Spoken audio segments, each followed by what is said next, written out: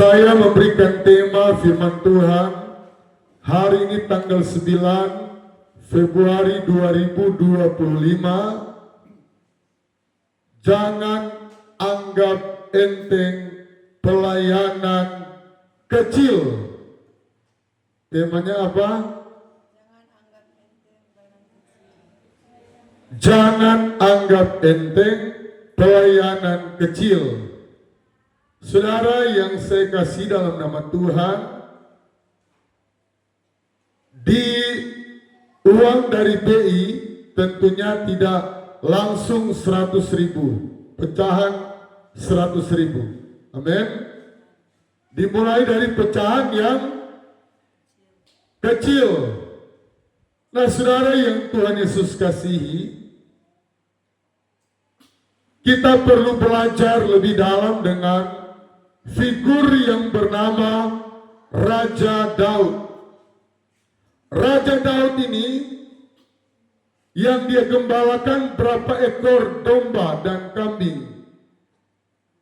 Ada yang bisa jawab dari jemaat? 2 dan 3 ekor saja. Saudara, 2 dan 3 ekor banyak atau sedikit? Sedikit, ya. Nah, saudara yang Tuhan Yesus kasihi, tema ini saya gumuli dan saya bertanya, Tuhan, tema apa firman Tuhan di hari ini? Tuhan bilang, sampaikan tema ini. Dasarnya saya tanya, apa Tuhan? Banyak orang Kristen gagal karena pandang enteng dengan anggap enteng, atau pandang enteng dengan pelayanan kecil. Ini dasarnya. Banyak orang berlomba-lomba, apalagi kalau KKR dulu Benihin datang, dia mau datang bulan ini, contoh bulan ini, Desember orang sudah latihan. Tari-tarian, sudah latihan, rebana, banners, bendera, latihan choirs. 2 bulan dia mau datang, sudah latihan. Tetapi kerap kali kenapa orang Kristen gagal diberkati? Kalau ketemu dengan pelayanan yang kecil, diabaikan begitu saja. Ditolak begitu saja. Bahkan nggak diberitahu, nggak dikonfirmasi. Pak Gembala, saya nggak siap. Atau dikasih tahu sudah mau jamnya. Nah, ini sesuatu rahasia sorga hari ini yang perlu kita belajar. Dan salah satu yang, ya, saudara bisa lihat subtema ini. Subtema ini memang sungguh luar biasa. Taat, setia berdoa, setia mulai dari perkara kecil. Firman Tuhan berkata, kalau kita setia dalam perkara kecil, maka Allah akan percayakan kepada perkara yang, iya, betul sekali Ibu Natalia, perkara yang besar. Orang-orang hebat di dunia sekuler itu dimulai dari kecil. Memang ada 1-2 yang karena orang tuanya sudah besar, orang terkenal, pejabat besar, dia langsung terkenal. Tetapi kita harus belajar dari firman Tuhan ini. Lalu Daud mengambil tongkatnya. Inilah awalnya Daud terkenal. Dari sinilah Daud jadi viral. Seperti viral di Sulut ada tampar guru, ada tampar murid, ya. Seperti itulah Daud jadi viral. Nah, saudara yang Tuhan Yesus kasihi, ya, saya juga bersimpati dengan guru yang jasa-jasanya sudah dilupakan, yaitulah guru. Dan bertepatan adik kami guru, mama kami guru. Mama dari Ibu Gembala guru SD.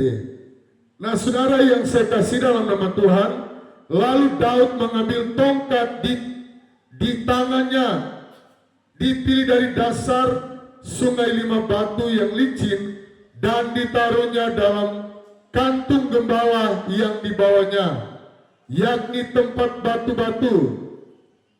Sedang umbannya dipegangnya di tangannya.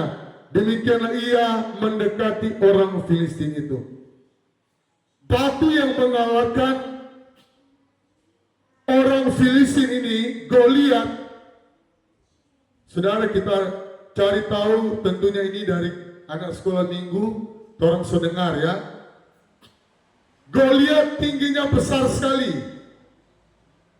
Musuh yang paling besar yang dilawan oleh orang Israel yang dicatat dalam Alkitab adalah Goliat.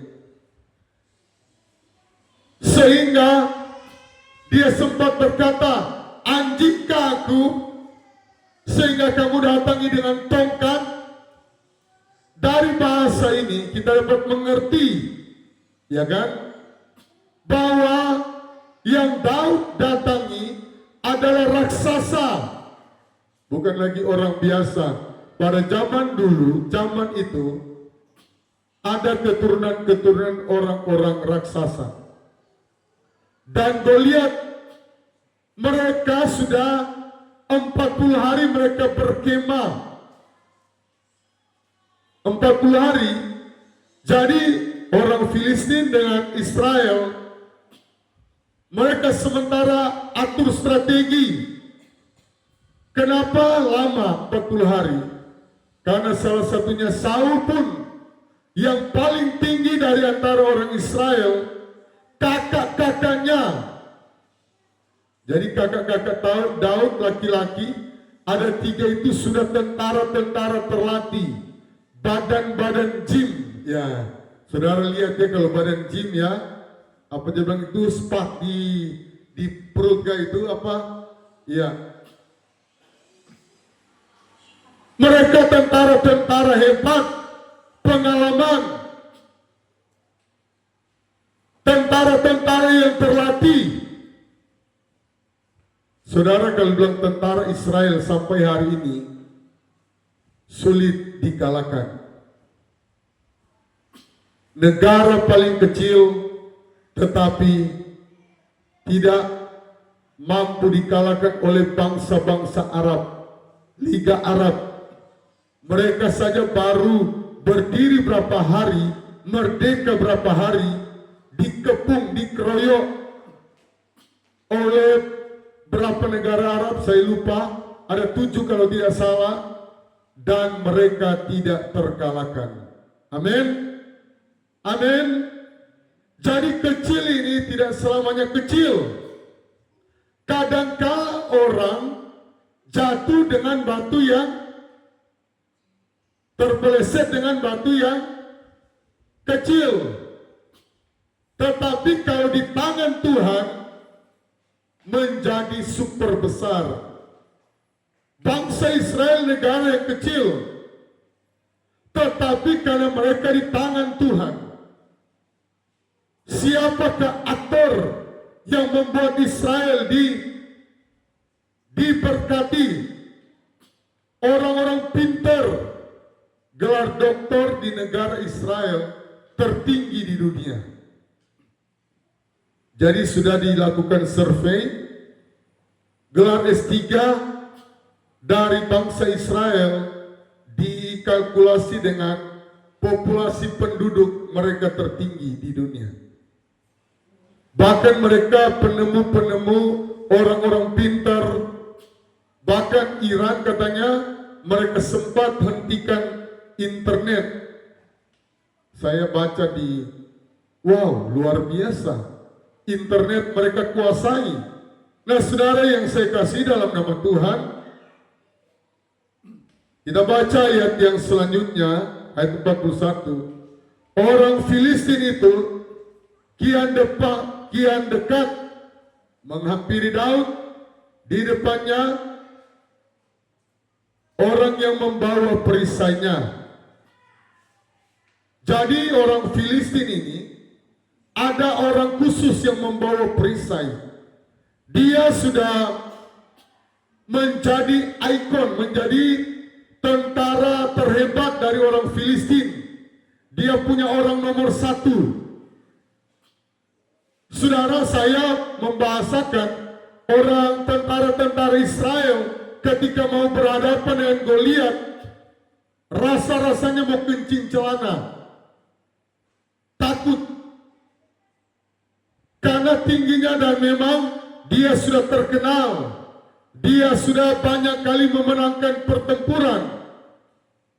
Dan lengkap dengan senjata, pokoknya senjata lengkap di kala itu, di zaman itu. Dan apa yang terjadi ayat yang ke-42, ketika orang Filistin itu menunjukkan pandangnya ke arah Daud serta melihat dia, dihinanya Daud karena pertama ia masih, halo jemaat Pondok Daud, masih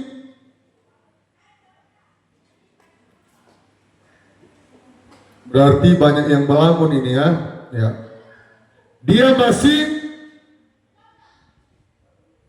yang kita baca di ayat 42, dia masih muda.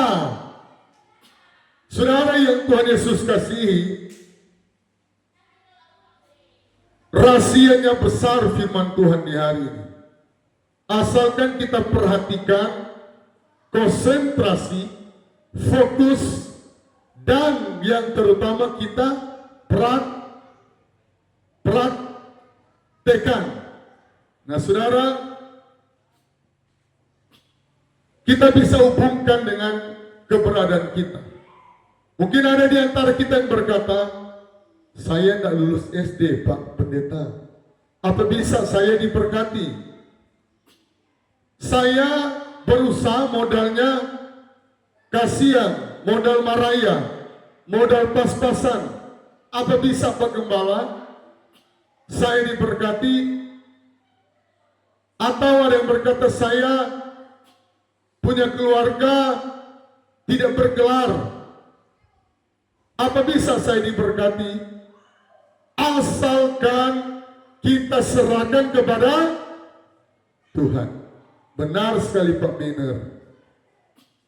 Saya percaya ketika Pak Miner akan mengurus pergumulan dengan mobil truk, ada yang mungkin salah pergunakan, pasti Tuhan akan memberikan kemenangan. Truk dari Bapak, iya, keluarga. Kenapa? Kita sudah mendengar firman Tuhan yang luar biasa. Hikmat Allah akan turun kepada Bapak Miner. Tuhan akan memberitahu begini menghadapi orang seperti ini. Orang yang suka menipu. Orang yang Tuhan akan beritahukan. Hikmat Allah bagi orang yang modal kecil, Tuhan akan beritahukan seperti ini. Saya bangga, saya lihat ada beberapa orang di Pondok Daud yang belajar di tahun ini setia dalam perkara kecil soal datang sebelum ibadah dimulai. Pelajaran dari gereja GBI Pondok Daud simple. Datang sebelum ibadah dimulai. Hampir setiap minggu Bapak Gembala kumandangkan firman Tuhan ini. Jangan kita kalah dengan saudara kita agama Muslim. Mereka jam berapa cari Tuhan? Halo? Mereka kalau cari Tuhan jam berapa di pagi hari? Jam 4. Kita di Pondok Daud jadwalnya jam 10. Masa kita kalah dengan mereka? Selisih berapa jam?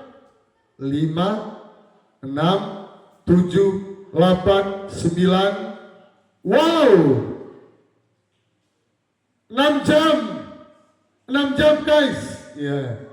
Nah saudara yang Tuhan Yesus kasih, Cuma apa yang perlu kita belajar dari 6 jam ini? Jangan sampai kita kalah. Hidup ini penuh dengan persaingan. Saya selalu katakan dalam sekolah, kalau kita tidak tahu rumus matematika, biar kita 1 hari 1 malam di sekolah, tidak bisa mengerjakan tugas dari ibu guru. Amin. Karena ini lagi viral ibu guru, jadi matematika kalau tidak tahu rumus pasti tidak tahu. Pasti tidak benar kalau kita menjawab. Nah demikian juga orang Kristen yang saya katakan tadi ketika saya tanya Tuhan, banyak orang Kristen yang gagal karena anggap enteng dengan perkara kecil. Pelayanan kecil. Ibu Vilen adalah pelopor dari tidak pernah terlambat. 9:30, belum 9:30, pernah jam 9 sudah ada di gereja. Ya maklum memang Tuhan menganugerahkan dengan Ibu Vilen seorang janda. Dan kita yang saya lihat, Bapak Jerry Bawala walaupun tidak hadir, Ibu Polakan tadi dan Bapak Polakan, rombongan, Mama Leandra, saya perhatikan di tahun ini, belajar dari perkara kecil ini, tidak terlambat datang di gereja. Dan hukum tabur tua yang Allah tulis dalam Alkitab, hukum tabur tua itu berkata kalau apa yang kita praktekkan, yang kita lakukan tidak terlambat di gereja, pasti berkat kita tidak terlambat. Nah saudara yang saya kasihi, yang pertama Daud ini masih muda. Kedua, apa yang dianggap enteng oleh Goliat ini? Pertama dia katakan, saya baca, ketika orang Filistin itu menunjukkan pandangnya ke Daud serta melihat dia, dihinanya. Jadi memang dihina.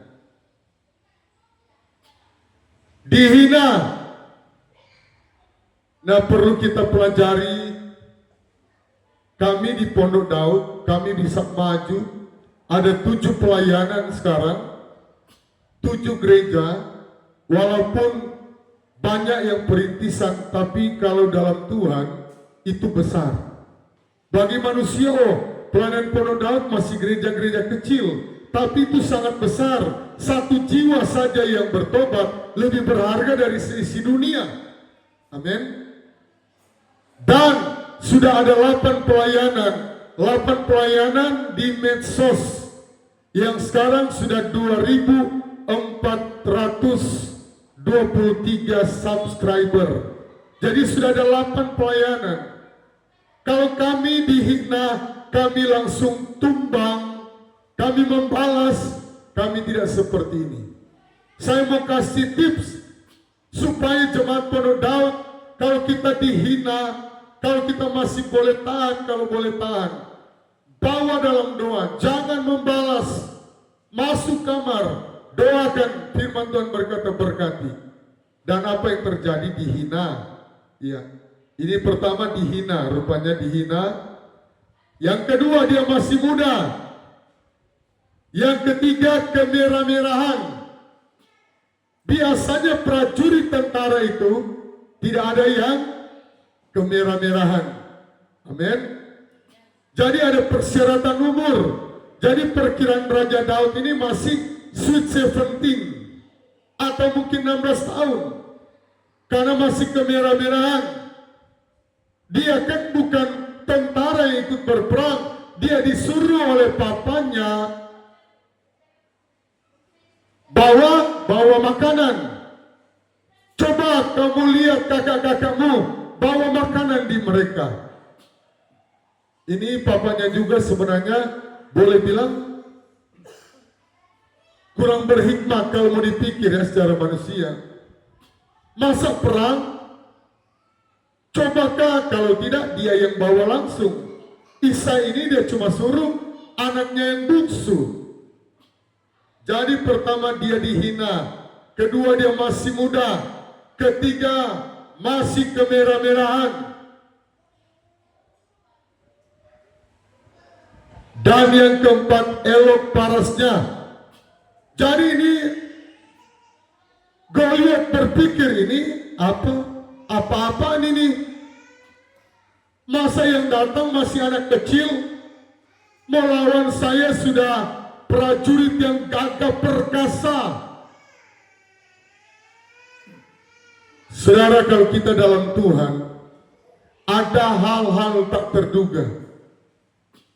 Siapa sangka kalau ketua pemuda rajin dari baru buka usaha dan ke depan bisa jadi pengusaha besar. Asalkan apa? Dasar dari pelayanan Pondok Daud, usahakan datang di gereja, apalagi hari Minggu. Kalau hari Senin sampai Sabtu boleh terlambat, boleh dalam pengertian itu kan hari kerja, ada dispensasi, ya kan?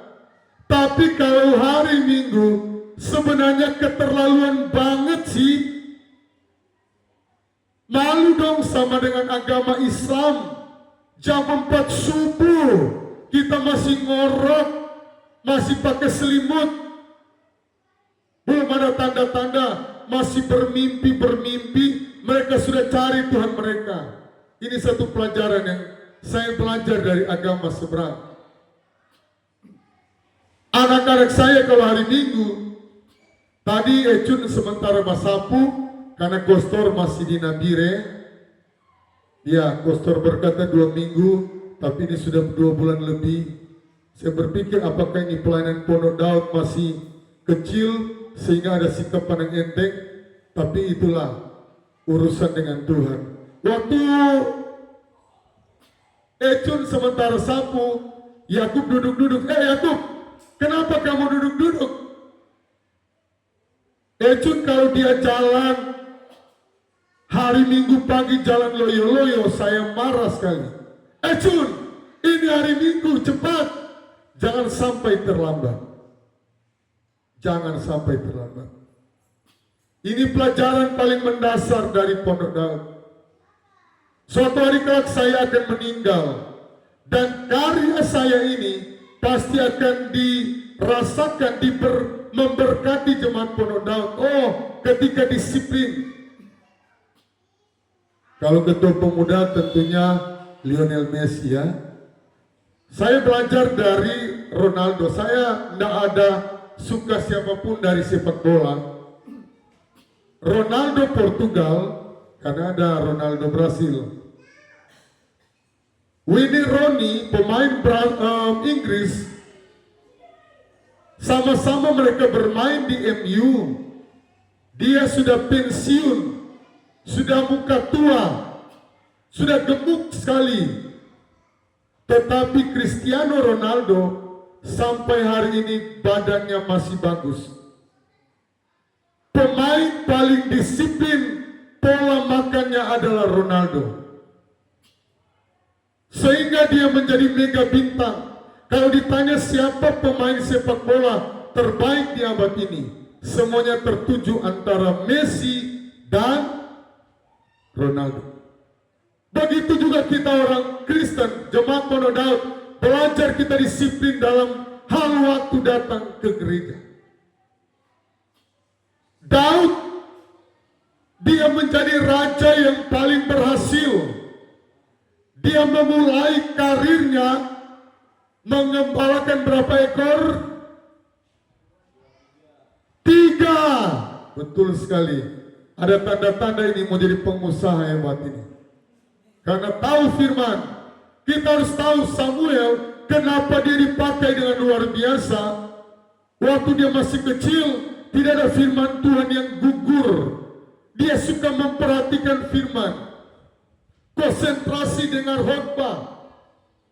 Sekali lagi, konsentrasi dengar khotbah. Saya selalu khotbah bahwa Daud membawa 3 ekor domba dan kambing. Papanya kalau mau dipikir tidak sayang betul dengan Daud. Daud banyak kali berkelahi dengan singa. Wow, si Raja Rimba. Hebat tidak berkelahi dengan singa? Anak saya Ecun, borokek, kena di badan dia, dia teriak histeris. Cuma borokek itu.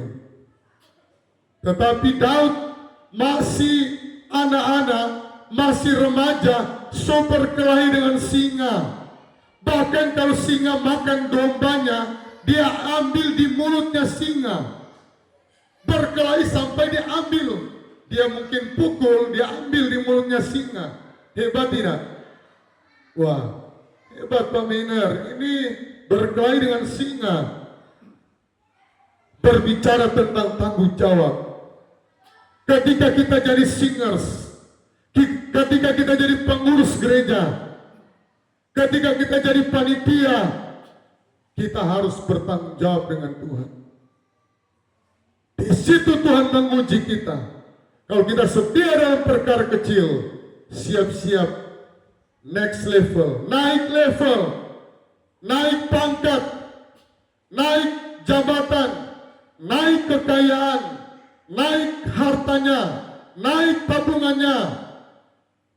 Amin. Daud, dia menjadi sangat viral. Semua orang Israel, perempuan-perempuan, ketika dia mengalahkan Daud, Saul mengalahkan beribu-ribu saja. Tapi Daud mengalahkan musuh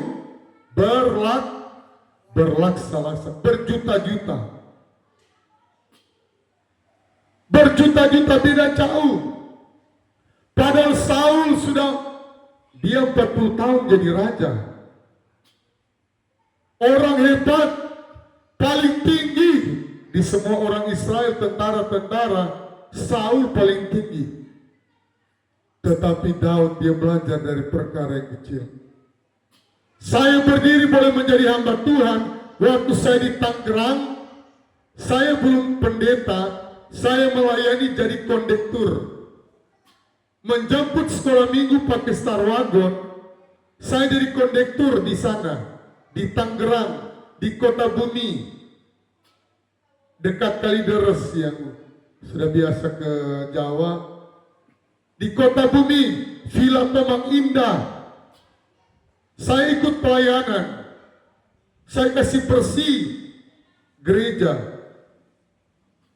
Jadi kalau hari ini ada kostor, saya sudah menabur. Saya belum hamba Tuhan, saya jadi kostor. Nah saudara, kita lihat ayat 42 ini.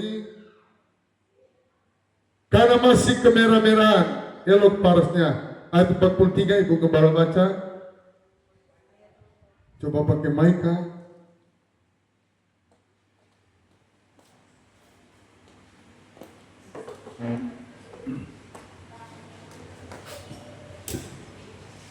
Ayat 43, orang Filistin itu berkata kepada Daud, anjing ke aku maka engkau mendatangi aku dengan tongkat. Lalu demi para allahnya orang Filistin itu, ia mengutuki Daud. Ya, orang Filistin ini berkata, anjing ke aku maka kau mendatangi aku dengan tongkat. Lalu demi para allahnya orang Filistin itu mengutuki Daud. Pandang enteng sekali. Dan kita tidak boleh pandang enteng. Di atas langit masih ada langit. Ada orang, dia merasa sok hebat, sok jago, tapi masih ada yang lebih jago. Goliat merasa dia yang paling hebat. Ternyata demi nama Tuhan, Daud mengalahkan Goliat. Mari kita lihat di perjanjian baru. Ada peristiwa yang luar biasa, Yohanes 6. Ibu Gembala boleh baca. Suara saya sudah mulai kurang kedengaran. Yohanes 6. Ya, kita ke perjanjian baru. Ayat yang ke-5. Yohanes 6 ayat 5. Ketika Yesus memandang sekelilingnya dan melihat bahwa orang banyak berbondong-bondong datang kepadanya, berkatalah ia kepada Filipus, "Di manakah kita akan membeli roti supaya mereka ini dapat makan?" Iya. Yesus memberi makan berapa? 5.000 orang. Filipus berkata tadi apa? Di mana kita akan membeli roti supaya mereka dapat makan? Ayat 6. Hal ini dikatakannya untuk mencobai dia, sebab ia sendiri tahu apa yang hendak dilakukannya. Iya, Yesus coba. Banyak kali orang Kristen Yesus mencobai, uji. Ketika pelayanan masih kecil, pelayanan Pondok Daud di bulan Desember ini menurun. Jemaat berkurang, Januari berkurang, Februari. Saya pikir orang-orang yang menolak pelayanan, ada WL yang tidak jadwal dia di hari ini tidak datang. Jangan sampai saya berpikir, wah ini mungkin gara-gara pelayanan kita masih kecil ya. Saudara, kalau kita tidak setia dalam perkara kecil, bagaimana Allah memberkati kepada yang besar? Amin. Amin. Mari kita setia. Tugas sekecil apapun, pelayanan sekecil apapun. Ayat yang selanjutnya. Ayat 8. Ayat 7. Jawab Filipus kepadanya, "Roti seharga 200 dinar tidak akan cukup untuk mereka ini, sekalipun masing-masing mendapat sepotong kecil saja." Ya, ini yang dicatat 5.000 laki-laki. Kalau ditambah anak-anak, ditambah perempuan, kalau dia anak 2, seandainya anak 2, 20.000. Apatah lagi kalau hadir orang-orang Manado di sana. Ini mob ya. Kalau orang-orang Manado, pemakamannya tidak cukup. Ya, saudara yang saya kasih dalam nama Tuhan, ya ini menarik, ada ayat yang sangat menarik. Jadi jawab Filipus kepadanya, "Roti seharga 200 dinar tidak akan cukup sekalipun masing-masing sepotong kecil saja." Ayat 8. Seorang dari murid-muridnya, yaitu Andreas, saudara Simon Petrus, berkata kepadanya, "Di sini ada seorang anak yang mempunyai 5 roti jelai dan 2 ikan. Tetapi apakah artinya itu untuk orang banyak ini?" Ya, ayat 9 ya. Di sini ada seorang anak yang mempunyai berapa? Halo, ini lagu sekolah minggu. Mempunyai berapa? 5 roti dan 2 ikan. Ayat 9 ini yang paling menarik. Di antara katakanlah 15.000 orang. Karena kalau kali dengan istrinya, anaknya, 15.000 saja. Atau 10.000, jangankan 15. Kita cari yang paling kecil 10.000. Ternyata Alkitab mencatat banyak orang pelit. Saudara bisa bayangkan ya. Biasanya kalau orang kemana-mana, kalau orang-orang tua dulu, kalau mau pergi ke kebun pasti ada bekal. Tidak mungkinlah di antara 10.000 itu tidak ada bekal. Tapi yang berani berkorban, berani memberi siapa? Anak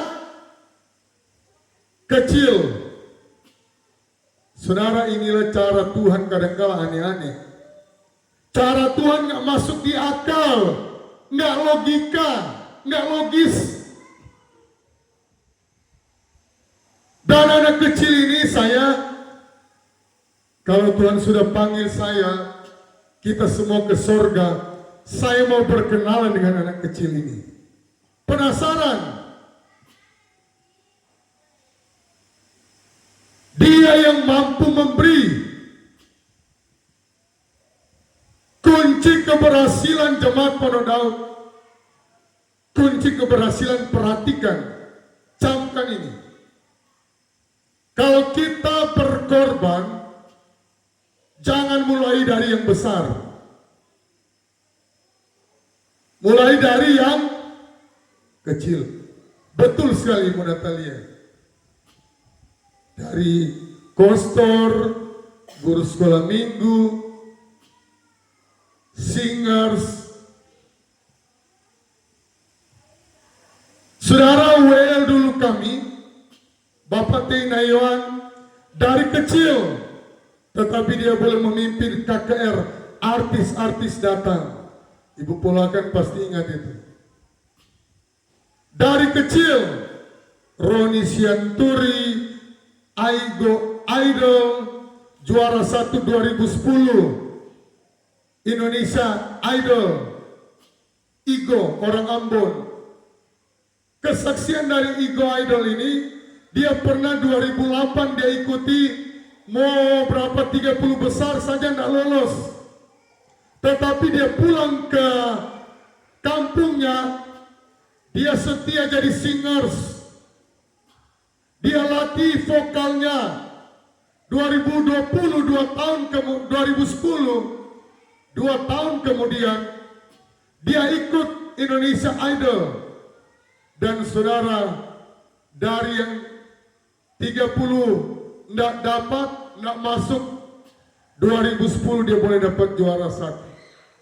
Karena dia setia dari perkara kecil, singers. Dia menyanyi di gereja ini. Dia bersaksi di gereja Pondok Daud ini. Artis-artis dan Roni Sianturi, artis paling senior. Dia berkata di gereja Pondok Daud ada urapan di gereja ini. Mari kita berikan tepuk tangan bagi Allah kita. Nah saudara, anak kecil ini, dia memberikan 5 roti saja. Ini banyak orang, ribuan, mana cukup. Janda yang memberikan 2 peser, hal yang kecil. Ada satu waktu, orang-orang membawa persembahan. Yesus bertaruh kira. Yesus lihat, oh ada janda yang cuma bawa 2 peser. Tetapi cuma itu yang dia miliki. Saudara, di hari-hari ini kita belajar melayani yang kecil dulu. Kita persembahkan yang kecil dulu. Persembahan kita di kotak di hari ini mungkin kecil, tidak sebesar dari pejabat. Kalau gereja GKI di Dok 5, rata-rata pejabat, persembahan itu kalau dikumpul, pejabat-pejabat teras dong bilang, pejabat-pejabat, kepala dinas, wow, pejabat provinsi ada di GKI Paulus Dok 5. Karena itu perumahan pejabat, salah satu terbesar persembahan di GKI. Saudara, tapi apa kita belajar dari yang kecil? Diakonia ya, diakonia sampai hari ini saya mau umumkan diakonia kedukaan dari Ibu Ada belum ada yang menyetor. Kami memberikan satu keluarga 20.000. Kita belajar dari yang kecil. Tetapi masih ada jemaat memberi diakonia dia menghilang. Memberi persembahan di Natal dia tidak mau memberi. Gembala panitia so tanya-tanya, tidak mau ada yang angkat tangan, tidak mau ada yang mencatatkan diri. Saudara, mari kita belajar dari anak kecil ini. Murid-murid so kalang kabut, guru, Yesus, bagaimana tong mau kasih makan? Mau beli berapa dinar? Mau beli berapa juta? Nggak bisa kasih makan. Dan ini sudah mau malam, jauh mau beliakan. Yesus cuma mencoba mereka. Dari mana? Saudara, kadangkala kita harus belajar. Kami melayani di Pondok Daud di akhir khotbah saya. 2006, dilantik dari Nabire, kami dibawa di rumah makan Setor. Di depan gereja Advent, dekat dengan pelabuhan Argapura Atas. Rumah makan itu berdiri sampai hari ini. Orang Toraja yang punya. Kami ditempatkan di sana. Waktu ketua daerah mau pulang ke Nabire, modal yang dititipkan kepada kami 25.000 saja. Dan nol besar, tidak ada jemaat. Saya bilang kami seolah-olah ditipu. Waktu kami tanya, oh sudah banyak jemaat. Waktu ditempatkan, ternyata pelayanan belum dimulai. Belum dibuka sama sekali, kami yang membuka. Belum ada jiwa nol. Tetapi iman kami yang besar. Salomo sudah hamil, Ibu Gembala sudah hamil anak yang pertama. Butuh uang, tidak ada jemaat. Tapi iman kami yang besar. Mari latih iman kita. Saudara, pengajar sesat hari-hari ini berkembang. Alkitab mencatat 1 titik atau 1 iota tidak akan dihilangkan. Lebih baik langit dan bumi yang dihilangkan. Ada pengajaran sesat yang berkata begini. Persepuluhan hanya untuk perjanjian lama. Perjanjian baru tidak perlu, tidak harus. Oh, banyak sekali orang Kristen. Merdeka, tidak usah kasih persepuluhan. Banyak pendeta-pendeta di pedalaman yang cuma hidup dari persepuluhan. Kalau itu dia ajarkan, yang mengajari salah satunya apologet. Dia masih muda. Saya bilang dia tidak pernah jadi gembala. Bagaimana dia mau tahu dengan kesusahan di pengembalaan? Apalagi ajaran aliran Pantekosta tidak sistem gaji. Beda kalau Katolik, beda kalau GKI sistem gaji, Gemim sistem gaji. Bagaimana pendeta-pendeta zaman dulu yang memulai dari cuma 1 jiwa? Kalau kami memulai dengan tidak ada jiwa, woi, orang-orang Kristen di seluruh Indonesia, oh merdeka. Saya mau katakan kepada jemaat Pondok Daud, itu ajaran yang sesat yang menyesatkan. Kalau kita mengasihi Tuhan, jangankan 10%, Ishak pun Abraham persembahkan. Itulah orang Israel diberkati. Anak satu-satunya yang dia dapat umur 100 tahun.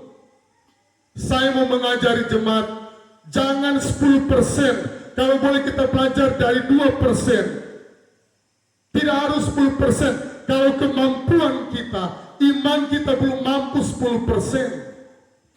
Contoh, 1 juta kita dapat, kita kasih dulu 10.000. 1%, 2%. Daripada nol sama sekali. Firman itu, Alkitab mencatat lebih baik dunia ini dihancurkan daripada Padahal perjanjian baru, Ibrani pasal yang ke-7 mencatat persepuluhan ada. Dan persepuluhan ini untuk Tuhan. Mengasihi Tuhan. Nah saudara, ini yang harus saya ajarkan di sini, artinya kita 1 juta, normalnya 10%, 100.000. 10.000 dulu, 5.000 dulu. Kita tulis, Pak Gembala doakan usaha saya, ini persepuluhan. 5.000. Kami keluarga Gembala mengajari jemaat itu dari hal yang kecil. Doa. Ada orang yang tidak mau berdoa. Di hari-hari ini kalau kita tidak mau berdoa, kita akan jatuh ke dalam pencobaan. Kami ajarkan di pendoa syafaat Pondok Daud 5 menit. Kalau belum mampu seperti standar dari Yesus, berdoa 1 jam saja. 5 menit. Bangun mesbah keluarga. Supaya apa? Iblis mau menghancurkan rumah tangga kita. Ada banyak rumah tangga kelihatannya aman-aman, damai-damai, tetapi tiba-tiba semua kata bercerai dorang. Saudara, keluarga saya di kampung sudah punya cucu, mereka mau bercerai. Karena apa? Iblis mau menghancurkan orang Kristen, orang-orang yang setia. Kita belajar dari yang kecil, yang saya katakan tadi. 5.000 saja, yang penting itu kita tulis persepuluhan. Bulan depan kita kasih naik 10.000. 3 bulan atau 5 bulan 15.000. Step by step. Agar apa? Firman Tuhan kita praktekkan. Dari anak kecil ini siapa yang bisa sangka dia membuat mujizat tercatat di dalam Alkitab. Bahkan lagu yang paling terkenal di anak sekolah minggu, 5 roti dan... Ya, coba Ibu Gembala menyanyi. Ibu Gembala punya suara yang luar biasa. 5 roti dan 2 ikan, Tuhan Yesus memberkati. 5 roti dan 2 ikan, Tuhan memberkati. Terus? Yang makan 5.000 orang, sisanya 12 baku. Puji Tuhan. Ada lebih tidak? Ada. Saudara, kalau saudara belajar melakukan firman dari hal yang kecil, dari yang terlambat tidak terlambat. Amin. Dari yang datang jam 10.15 datang jam 10 lewat 10. Ada perubahan, ada peningkatan. Firman Tuhan saya tidak panjang lebarkan di ayat 9 ini. Saya baca menjadi ayat pokok. Di ayat 9, di sini ada seorang anak yang mempunyai 5 roti jelai, 2 ikan. Tetapi apakah artinya itu untuk orang sebanyak ini? Tidak ada arti. Kadang-kala kita di banyak orang hormati. Siapa itu Yano? Di perkumpulan Ongkau, siapa itu Yano?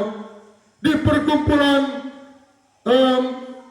apa Ibu Natalie P. Kampung, rukun apa?